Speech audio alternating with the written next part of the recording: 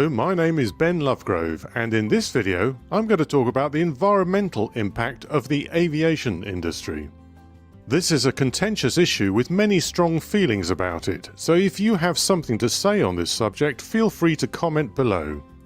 This video was inspired by a recent Facebook post in which someone shared a short video encouraging people to fly less often. The video promoted the idea that air travellers could do their bit to reduce the impact of aviation on the environment by lessening demand. It is widely known that the aviation industry is expanding, partly due to passenger demand, but also because of an increase in air freight. I too am concerned about the environmental impact of humanity on the planet. In my lifetime, the pace and the severity of the damage has increased dramatically. In the mid-1970s, I sent my first donation to what was then a small group of campaigners protesting against nuclear tests in the Pacific and the slaughter of whales in the oceans. That group was called Greenpeace, and a few years later they became Greenpeace International. In the 40 years that have passed since the early days of environmentalism, many things have got better, but a lot of things have also got worse. There's no room for complacency in any industry, and it's good that we examine the impact we have on the environment directly or indirectly. Consumers can change their habits, and developers can design cleaner and more efficient technologies. All these things are happening now.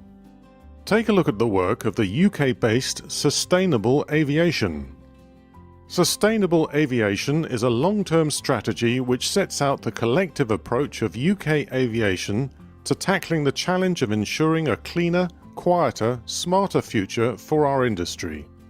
Visit this site for more information: www.sustainableaviation.co.uk. Aviation biofuels were approved for commercial use in 2011, and second-generation aviation biofuels are now in development. More fuel-efficient and less polluting turbofan and turboprop engines have been developed and produced. Hybrid and electrically powered aircraft are now being designed, and the first prototypes are appearing. But none of this research would be possible if the aviation industry was in a slump or permanent decline. It takes investment to carry out research and development, and those funds come from the profits of healthy companies. According to the European Commission's website, direct emissions from aviation account for about 3% of the EU's total greenhouse gas emissions and more than 2% of global emissions. Compare that to these figures from the International Maritime Organization's website.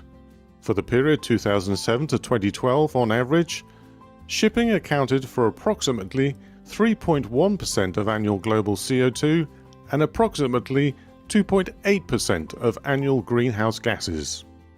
Of course, two wrongs don't make a right, and there's no sense in getting into the distraction of whataboutery. But how often do you hear about environmental campaigns to persuade people to stop buying cheap goods shipped to Europe from overseas? Or video pledges and petitions to persuade people to stop taking holidays on cruise ships? I wonder if these same campaigners have considered the impact of their own buying choices on the tonnage of goods that arrive by sea. Aviation is an easy target because it's more visible. Airports are obvious to us, and the aircraft that fly in our skies are a daily reminder of the industry. Shipping and its impact on the environment is much less apparent to the general public. Container ships cross the oceans constantly, bringing with them some goods that may be essential to us, but also tons of goods that will soon end up on landfill sites or worse, dumped in the very oceans that first transported them to us. Many Western countries are crammed with stuff that no one uses. It's in our lofts, garages, and in storage sites. It isn't just aero engines and marine engines that need to be more efficient and less polluting. We could also buy and store less junk. We should also consider the unintended consequences of persuading people to stop flying abroad for holidays or making it too expensive for them to do so. Many families and communities on far-off islands have come to rely on tourists for their livelihoods. Tourism is a huge industry in the Caribbean, for example, with most visitors arriving by air. How will you explain to them that it's a good thing they are now unemployed because the tourists are staying at home instead?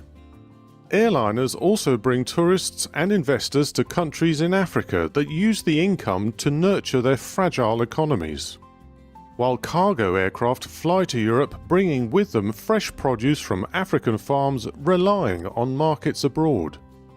There are many ways in which we, as individuals, can lessen our detrimental impact as a species on the planet.